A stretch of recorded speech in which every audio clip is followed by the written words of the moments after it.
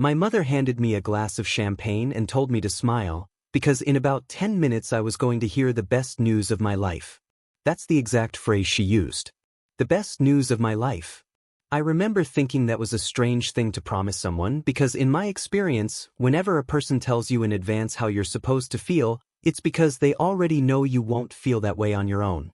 We were at my parents' house in Millbrook, the kind of small Ohio town where everyone still uses the word homestead without irony, and the whole family had gathered for what I'd been told was an early celebration of my grandmother's birthday.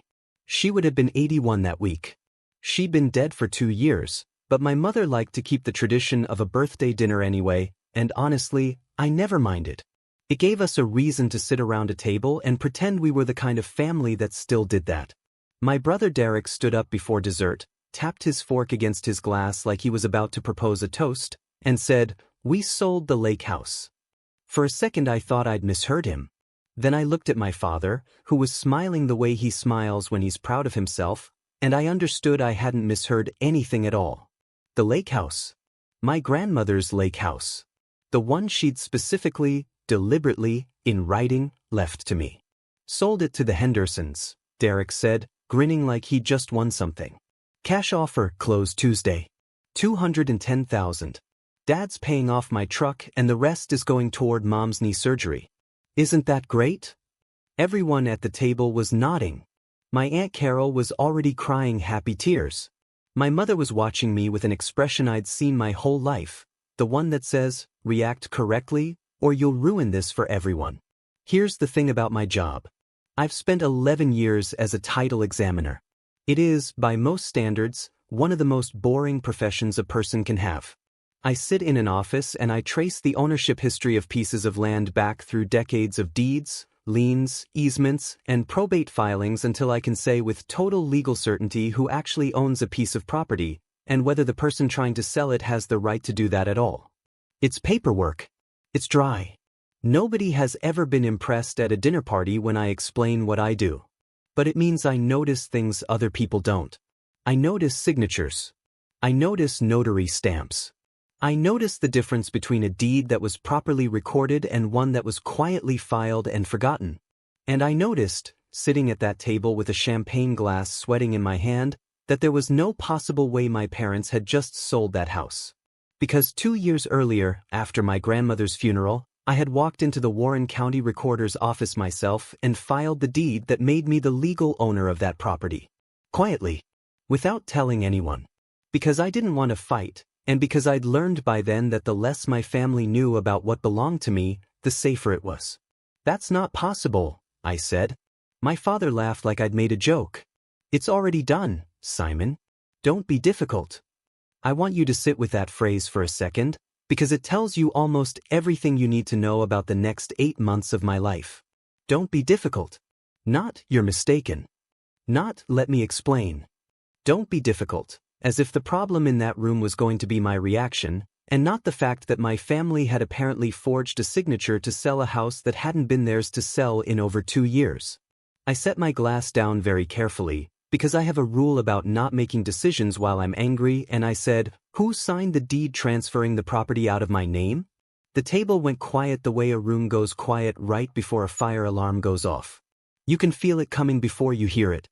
My mother's face changed first. "Just slightly. Just enough." "What do you mean, out of your name?" she said. And that was the moment I understood this wasn't going to be a misunderstanding I could clear up over pie. This was going to be a war, and I was the only person at that table who had, sitting in a fireproof lockbox 40 minutes away, the one piece of paper that could end it. But I'm getting ahead of myself. Let me explain how we got here. I grew up the second of 3 kids, in a family that ran on a very specific kind of math. My older sister Renee left for Chicago at 18 and mostly stayed gone, which the family treated as a personality trait rather than a survival strategy. My younger brother Derek was the baby, the golden one, the kid whose failures always seemed to happen to him rather than because of him. And I was the middle, the fixer, the one who showed up. If you've ever been the person everyone calls when something goes wrong, you already know what that role does to you. You stop being a person with your own problems and you start being a resource, a utility. Something the family keeps around because it's useful, the way you keep a good flashlight in a drawer. You don't think about it until the power goes out, and then suddenly you're the most important thing in the house. I want to be fair to my parents here, because this story isn't going to work if you think of them as monsters from the very beginning. My father, Walter, spent 31 years running a small hardware store before it finally closed, and he genuinely believed that a man's worth was measured by whether his family had food and a roof, full stop, no further philosophy required. My mother, Diane, had been a nurse for most of her life, the kind of nurse who could hold a dying stranger's hand for an hour and then go home and forget to ask her own son how his week was going, because her capacity for care had a ceiling and she'd already spent it on people who weren't us. They loved us. I believe that. But love, in that house, was distributed like a limited resource, and somewhere along the way I decided that the way to guarantee my share of it was to make myself indispensable. I became a title examiner almost by accident. In college I took one real estate law course to fill a requirement, and something about it clicked in a way nothing else had. I liked the idea that ownership wasn't a feeling, it was a fact, provable, traceable, written down in ink that didn't care how anyone felt about it. In a family where the truth constantly seemed to bend to whoever was speaking the loudest, I found something enormous in the idea of a document that simply could not be argued with. By the time I was 34, I'd built a quiet, stable life. A condo 40 minutes from my parents. A decent job at a title insurance company. A habit of showing up whenever the family needed something.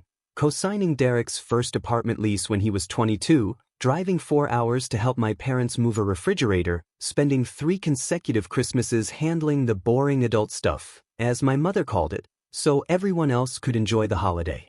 And every single time, I told myself the same thing. I thought being useful meant being loved.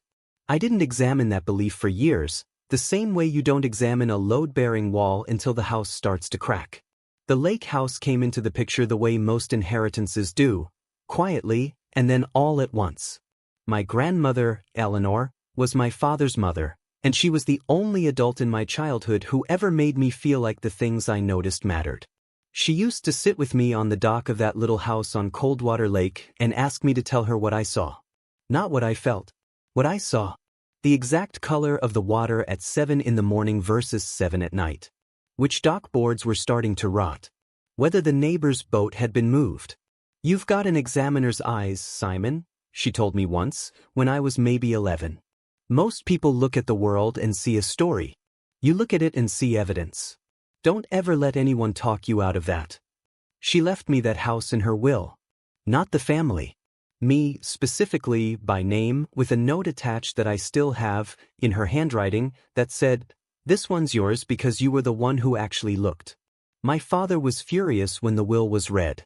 Not because he needed the house. He didn't, not really, but because it broke the family's unspoken hierarchy, the one where Derek got the emotional inheritance of being the favorite and I got the functional inheritance of being the one who handled things, and neither of us was supposed to end up with an actual asset that made either role official. She wasn't thinking clearly at the end, my father said, more than once, in the months after the funeral. That house should be split 3 ways. Derek and you. That's what's fair. I understood, even then, that fair, in my family had a very specific and flexible definition. Fair meant whatever kept the peace. Fair meant whatever cost me the least amount of complaint from everyone else. I'd been the family's version of fair my whole life, and I was tired of it. So I didn't argue. I didn't lecture my father on estate law, even though I could have, in exhaustive detail. I simply drove to the Warren County Recorder's office one Tuesday afternoon, filed the deed transferring the property fully and legally into my name, and told absolutely no one. That's the belief I want you to hold on to, because it's going to matter later. I thought if I stayed quiet about what was mine, I could avoid a fight. I thought silence was the same thing as peace. It took me a long time to understand that silence, in a family like mine, isn't peace at all. It's just a delay on a bill that's still coming due. For 2 years, nothing happened. I paid the property taxes myself, quietly, out of an account my family didn't know existed. I drove out to the lake house twice a year to check the roof and clear the gutters and make sure the pipes hadn't frozen. I never told anyone I owned it outright, and my family, as far as I could tell, simply assumed the house was still floating in some unresolved family limbo, the kind of asset nobody quite deals with because dealing with it would require an uncomfortable conversation. I should have known that assumption wouldn't last. My family doesn't do unresolved. My family resolves things by deciding unilaterally what's convenient, and then presenting that decision to everyone else as an already settled fact. The first sign something was wrong came about 4 months before that dinner, when my mother called me on a Sunday and asked, very casually, whether I still had the paperwork on Grandma's place. What kind of paperwork? I asked. Oh, the deed. The insurance stuff. Your father wants to get it appraised. I told her I'd look into it, which was true, and I did not mention that I already had every piece of paperwork on that house sitting in a lockbox, because I'd owned it for 2 years and had personally handled every document that ever touched it. I told myself I was being cautious. Looking back, I think I already knew, on some level I hadn't fully admitted to myself, that something was coming.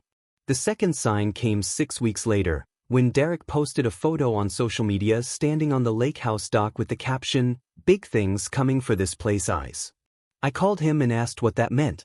"Nothing, man, just being dramatic," he said, in the breezy way Derek said almost everything, like the world was a mildly amusing show he was watching rather than a place where his choices had consequences for other people. "Dad's got some ideas about the property. You know how he is." I didn't know how he was. What I didn't know yet was how far he'd already gone. Here's what I found out later, piece by piece, the way you find out anything in a family that specializes in half-truths, not all at once, but in fragments, each one worse than the last. My father had been telling people for the better part of a year that the lake house was part of the family estate and that he was handling the sale. He'd contacted a local real estate agent, a woman named Patty Sorrell who'd sold houses in that lake community for 20 years and who, I'd later learn, had absolutely no reason to doubt that the man calling himself the property owner's father was telling the truth. My father told her he had power of attorney over the estate. He did not. My grandmother's estate had been closed for 2 years. There was no estate left to have power of attorney over. There was just a house, and it belonged to me. But my father needed money. That part, at least, turned out to be true, and it's the part of this story where I have to be honest about something uncomfortable. My father's need wasn't manufactured. Derek had gotten himself into real trouble. A truck loan he couldn't cover after losing a job. Credit card debt from a relationship that had ended badly, 6 months of a lifestyle he couldn't afford maintained on a credit line that had finally maxed out. And my mother genuinely did need knee surgery, a real procedure with real pain behind it, that their insurance only partially covered. I understood the need. I have never, in the entire time since, denied that the need was real. What I could not accept, then or now, was the solution my father chose, which was to take something that was mine, without asking, and sell it to strangers to solve a problem I hadn't caused and hadn't been invited to help solve honestly. If he'd simply called me and said, "Simon, I know that house is legally yours, and I'm asking you for help. I want you to know, right now, before this story goes any further, that I would have said yes. I would have found a way. That's who I'd always been for this family. That's the tragedy sitting underneath everything that happened next. He didn't need to steal from me. He only needed to ask. But asking would have meant admitting the house wasn't his to offer. And admitting that would have meant confronting the fact that, 2 years earlier, I'd quietly done something that changed the entire architecture of our family without telling anyone. I'd stopped being available for the taking. So instead, he forged my signature on a quitclaim deed, had it notarized by a friend of his who ran a small check cashing and notary shop out on Route 9, and used that fraudulent document to convince Patty Sorrell, and eventually the Hendersons, the buyers, that he had legal authority to sell a house that had not belonged to him in over 2 years. I didn't know any of that yet, sitting at that dinner table with a champagne glass in my hand. All I knew in that moment was that my family had just announced the sale of my house, and that whatever paper they were using to justify it, it wasn't a paper I had signed. But I didn't know that was only the beginning. "What do you mean, out of your name?" my mother said again, and I watched her hand tighten around her napkin. "I mean," I said, keeping my voice level, because I have learned over many years that the person who stays calm in a room like that one holds all the power, even when it doesn't feel that way, that I've owned that house outright since about 6 weeks after Grandma's funeral. I filed the deed myself. It's been in my name for 2 years. So I need someone to explain to me who signed the paperwork that just sold it. Derek's grin faded slower than it should have, which told me he genuinely hadn't known, or hadn't let himself know, the specifics of how the sale had actually gotten done.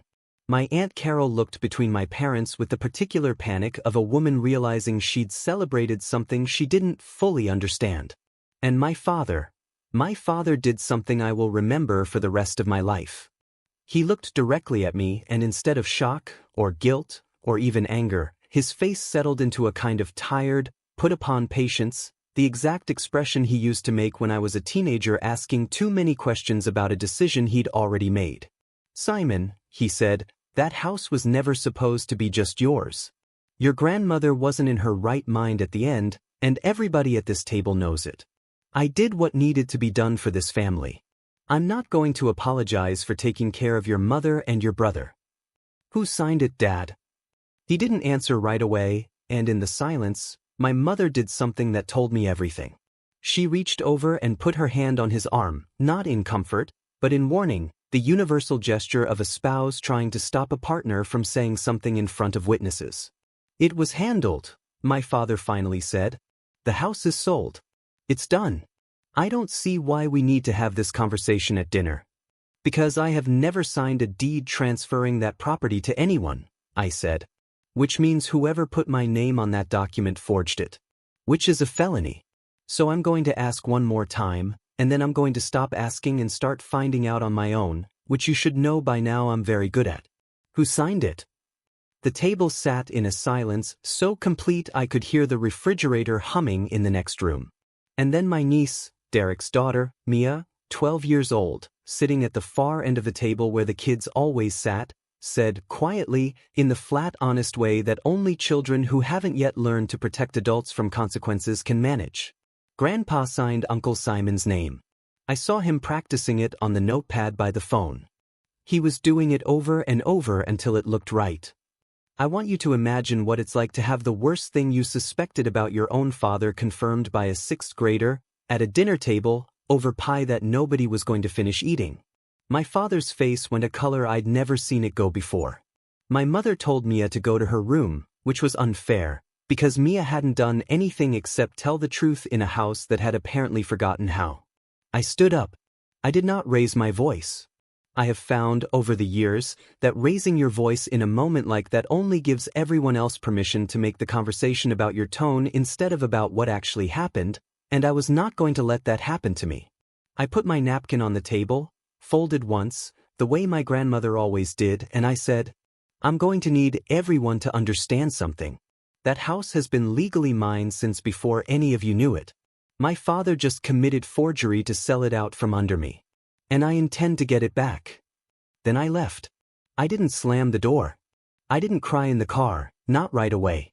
I drove 40 minutes home in a silence so total it felt like the inside of a held breath, and it wasn't until I got to my own driveway, sitting there with the engine off, that the full weight of it finally hit me, and I put my head against the steering wheel and let myself feel, for maybe 90 seconds, exactly how much it hurt to learn that my own father had looked at something that belonged to me and decided it was easier to steal it than to ask. 90 seconds. That's all I gave it. Then I went inside, opened my fireproof lockbox, and pulled out the one document that was about to become the most important piece of paper in my entire family's history. I should tell you what was actually in that lockbox because it matters. There was the original recorded deed, transferring the property from my grandmother's estate into my name, stamped and certified by the Warren County Recorder's Office, dated a little over 2 years before that dinner. There was the title insurance policy I'd taken out on the property myself, because old habits die hard and a title examiner who doesn't insure his own title is a walking joke in my profession. There was a folder of tax receipts showing I'd personally paid every dollar of property tax on that house for 2 years running, receipts with my name and my bank account attached to every single one. And there was my grandmother's handwritten note, "This one's yours because you were the one who actually looked," which had no legal weight at all, but which I kept in that lockbox anyway, because some things you protect for reasons that have nothing to do with the law. Against all of that sat one piece of paper my father had produced, a quitclaim deed with a signature that was, to my professional eye, obviously not mine, too careful, too deliberate, the kind of signature you get when someone is copying a shape rather than writing their own name, notarized by a man named Kurt Halloran, who ran that check-cashing shop on Route 9 and who I would later learn had notarized documents for my father twice before, for two much smaller, much less consequential transactions, and had apparently never once asked to see the actual person whose name was on the paper. I want to pause here and tell you something about the world I work in, because I think it surprises people. Fraudulent deeds happen more often than you'd think, and most of them get caught, eventually, precisely because paper doesn't forget. Every document leaves a trail. Every notary stamp has a number, a jurisdiction, a registration that can be checked. Every recorder's office keeps records going back generations. My family had just tried to erase a legal fact using a lie, and lies, in my line of work, are the single easiest thing in the world to unmake, because all you have to do is put the truth next to them and watch which one survives contact with a courthouse. That's the promise I want to make you, sitting there with me at that dinner table, in that silence, in that 90 seconds in my car. The consequences of what my family had done were about to become so much larger than anyone at that table understood. And I was the only person alive who had the paperwork to make it happen. The next morning, I called the Warren County Recorder's office and requested a certified copy of whatever new deed had been filed on the lake house. It took 3 days to arrive, and when it did, I sat at my kitchen table and read it the way I read every document that crosses my desk at work, slowly, methodically, looking for the small inconsistencies that most people never notice because most people have never had to. The forged deed listed my father as attorney-in-fact for the estate of Eleanor R.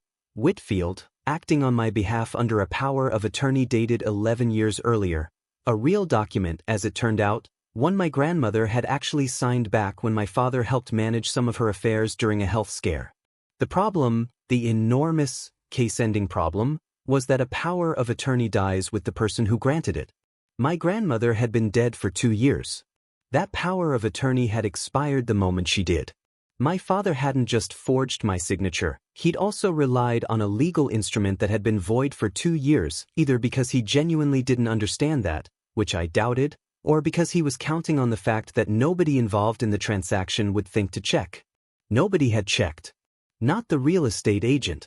Not the title company that had, embarrassingly, issued a title policy on a property with a broken chain of title, a mistake that, in my professional opinion, should never have happened, and one I intended to make sure got corrected loudly. Not the buyers, the Hendersons, who I felt genuinely sorry for, because as far as I could tell they were simply a retired couple from Cincinnati who'd wanted a lake house for their grandkids and had no idea they'd just paid $210,000 for a property that legally could not be sold to them. I photographed every page.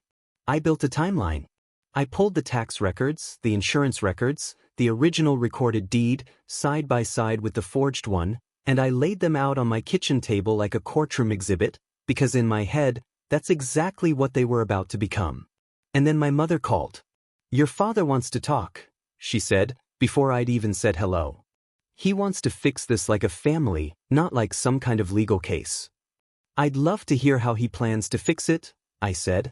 "He's going to pay you back your share. That's fair, isn't it? We split the money 3 ways instead of using it all for Derek's truck and my knee. You get $70,000. That's more than fair, Simon." I sat with that for a moment, because I think it's important to understand exactly how my family's math worked. They weren't offering to undo the fraud. They weren't offering to tell the Hendersons the truth, or to admit to a felony, or even to acknowledge that the house had never belonged to any of them to sell in the first place.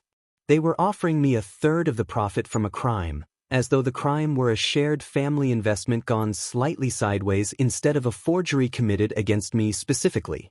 "Mom," I said, "the house was worth $210,000. I don't want 1/3 of that. I want the house. Because it's mine. It was mine before any of this happened, and forging my name on a piece of paper doesn't change that." "You're being difficult," she said, and there it was again, that word, the family's favorite tool for turning a victim into the problem. Your father made one mistake trying to help this family, and you want to punish him for it? After everything he's done for you? I want to be honest about something here, because I think it's the moment where I truly understood what had been happening to me for 36 years. My mother wasn't lying when she said my father had done things for me. He had. He'd taught me to drive. He'd shown up at my college graduation. He loved me, in the specific, limited, conditional way he was capable of loving anyone. But somewhere in that conversation, I finally understood the difference between a family that loves you and a family that has simply been keeping a ledger, waiting for the moment they could call in the debt. I love you, I told her. But I'm not paying for something I didn't do, and I'm not accepting a third of the value of something that was stolen from me in full. If Dad wants to fix this, he can call the Hendersons, tell them the truth, and help me reverse the sale. That's the only fix I'm interested in. She hung up on me. It was the first time in my adult life my mother had ever hung up on me, and I sat there afterward feeling something I hadn't expected. Not sadness, exactly, but a strange, cold clarity, like a fog lifting off a lake at sunrise, the kind of morning my grandmother used to wake me up early to watch. If you've ever had a boundary treated like a betrayal, you know exactly what that phone call felt like. And I want to tell you, because it matters for everything that came after, that clarity didn't feel like victory. It felt like grief. It just happened to be grief with excellent documentation. Word travels fast in a family that size, and within a week I understood that my parents had gotten ahead of the story before I'd said a single word to anyone else. My Aunt Carol called to tell me, gently, that she understood both sides. My cousin Beth sent a long text about how money shouldn't come between family, a sentence I found almost unbearably ironic, given that money was precisely the reason my father had committed felony forgery in the first place. Even Renee, my sister in Chicago, who usually stayed out of everything, called to ask if I could just let this one go for Mom's sake, because apparently the stress of the conflict was making her knee recovery harder. Nobody asked me how I was doing. Nobody asked whether it hurt to find out your own father had practiced your signature on a notepad by the phone until it looked convincing enough to sell your inheritance. The entire extended family organized itself, almost instantly, around a single unspoken question: how do we get Simon to stop being difficult and let this go? I started keeping a folder, a physical one, then a digital backup, the kind of redundancy you learn to build when your entire career depends on documents surviving fires, floods, and human carelessness. I saved every text message. I recorded, with full disclosure at the start of the call because Ohio requires only one-party consent, but I wanted no ambiguity about my own conduct. A conversation with my father where he said, verbatim, that he'd had Kurt notarize it without making a big deal out of it, an admission, on tape, that the notarization had been improperly performed. Then Patty Sorrell, the real estate agent, called me directly. I hadn't expected that. I want you to know I had no idea, she said, and I believed her, because her voice had the particular shake of someone who suddenly understands her professional license might be in danger through no fault of her own. Your father showed me a power of attorney. I had no reason to think it wasn't valid. It expired the day my grandmother died, I told her. It's been void for 2 years. The silence on the other end of the phone told me she hadn't known that either, and honestly, I didn't blame her for it. Verifying the continued validity of an 11-year-old power of attorney isn't standard practice for most agents, and my father had clearly been counting on exactly that gap in due diligence. The Hendersons are going to be devastated, she said. They already moved half their furniture in. That detail, a retired couple's furniture, sitting in a house that had never legally been theirs to fill, was the moment the abstract legal case in my head turned into something that kept me up at night. I had done nothing wrong. I had documentation proving that fact 6 ways over. But 2 innocent people were about to lose a house they thought they'd bought fair and square, and the person responsible for that mess was my own father, sitting 40 minutes away, still telling anyone who'd listen that I was the one being unreasonable. I hired a real estate attorney the following week. Her name was Jocelyn Marsh, and she specialized in exactly this kind of dispute: fraudulent conveyance, quiet title actions, the unwinding of transactions built on documents that shouldn't have existed. I remember sitting in her office, sliding my folder across the desk, and watching her go through it page by page with an expression I recognized from my own work, the particular satisfaction of a professional looking at a case that's actually going to be easy because the paper trail does all the talking. This is about as clean as fraud cases get, she told me. You have the original recorded deed. You have continuous tax payment records in your name. You have a witness who saw the forgery happen. And you have your father, on tape, describing an improper notarization. Simon, I don't think this is going to be a fight. I think this is going to be a formality. I should have felt relieved. I mostly did. But there was one detail I hadn't noticed yet, one that would only become clear a few weeks later, and it changed the shape of everything that came after, because it turned out my father wasn't finished. My father cleared his throat about halfway through dinner. Simon, he said, I was wrong. I should have called you instead of handling it the way I did. I'm sorry. I felt something in my chest loosen, the way it does when a weight you've been carrying so long you'd forgotten its shape finally sets down. Thank you for saying that, I told him, and I meant it. Then he slid an envelope across the table. I talked to Roy, he said. And I think we've found something that works for everyone. We void the old deed, obviously, that's already agreed.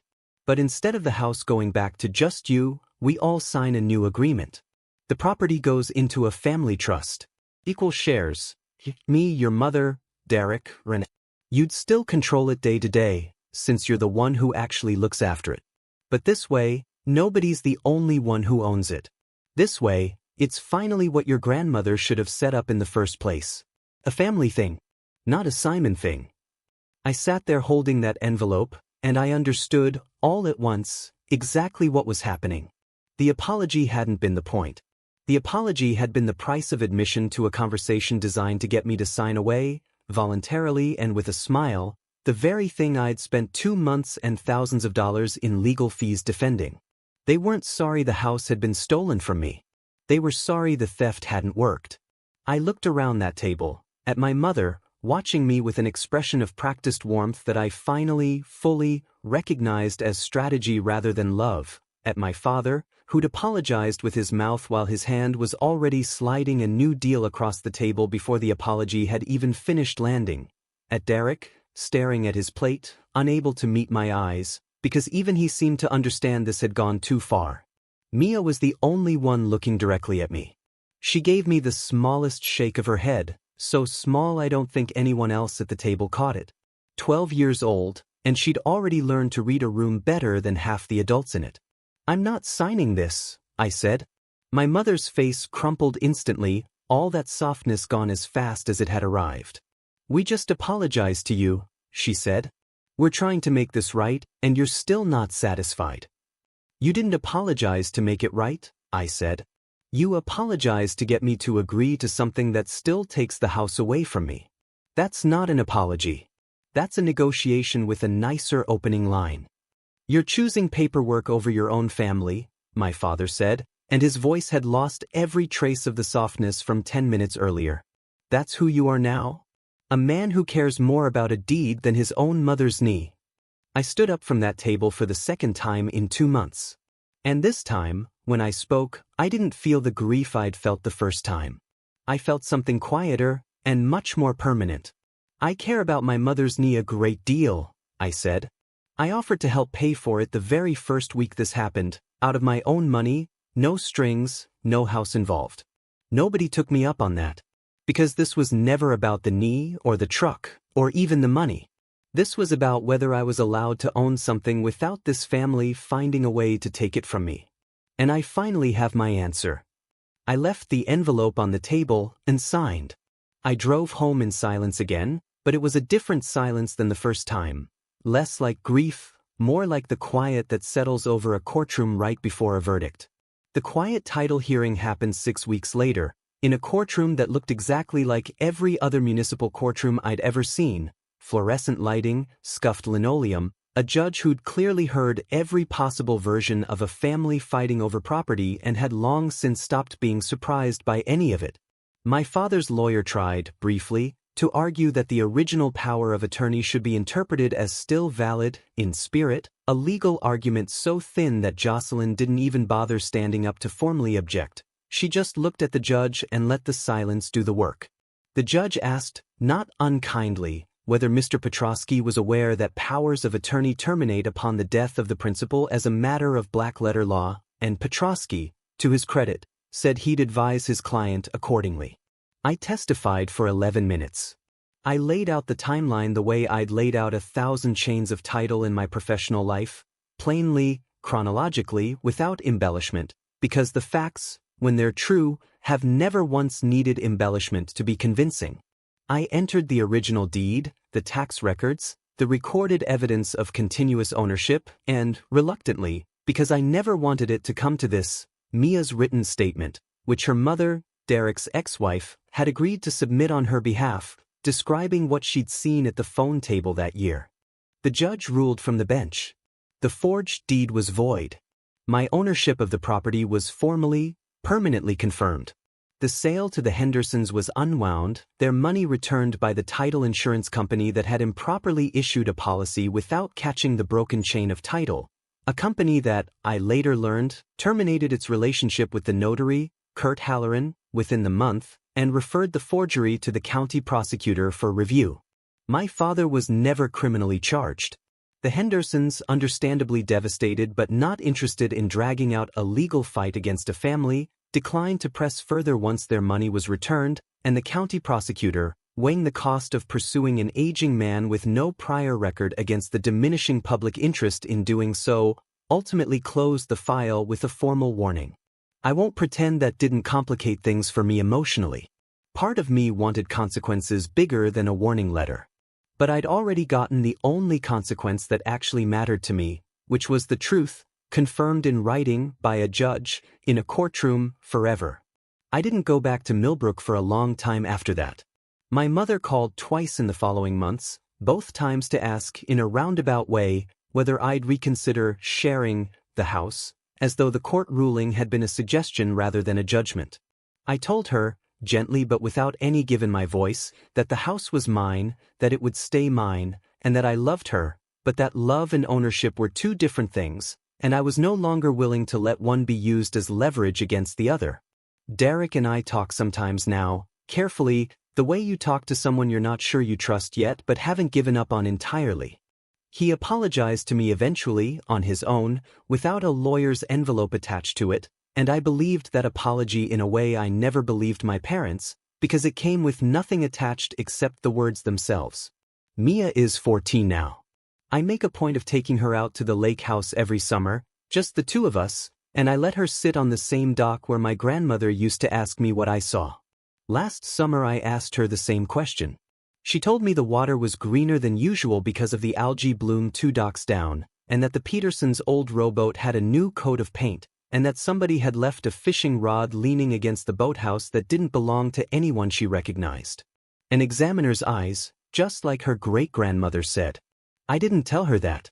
I just told her she was right about all 3 things, and watched her smile like that mattered more than anything else I could have said. My grandmother's note still lives in that lockbox, next to the deed, next to the tax records, next to everything else that ended up proving, in the most literal legal sense possible, that I was exactly who she always said I was, the one who actually looked. I used to believe that being useful was the price of being loved in that family. I know now that isn't true, and I know it not because someone finally told me, but because I watched, in real time, what happened the moment I stopped being useful in the specific way they wanted, the moment I said no instead of yes, and I learned that the love that disappears the second you set a boundary was never really love to begin with. It was just management. A very old, very patient system for keeping me exactly where they needed me, and I'd spent 36 years mistaking the comfort of that system for the safety of belonging. The house still smells like cedar and lake water in the mornings. I still go out to the dock and watch the fog lift the way I used to with my grandmother, and some mornings, when the light hits the water a certain way, I think about that dinner table, the champagne glass, the word difficult, and I feel something that isn't quite anger anymore. It's closer to gratitude, strange as that sounds, gratitude that I happened to be the kind of person who kept the paperwork, who noticed the signature, who understood, long before anyone else at that table did, that the truth doesn't need you to defend it. It only needs you to have kept it somewhere safe, and to be willing, when the moment finally comes, to put it on the table and let it speak for itself. If you've ever been the one everyone in your family calls the difficult one simply because you finally said no, I want you to know that isn't a character flaw. Sometimes it's just the first sentence of the only chapter where you finally get to keep what's yours. Tell me in the comments if any part of this felt familiar. And if you've made it this far, you know exactly what to do. Hit subscribe, because there's another story next week, and trust me, this family isn't the only one that ever tried to rewrite the truth and found out the paperwork remembered everything they didn't want it to.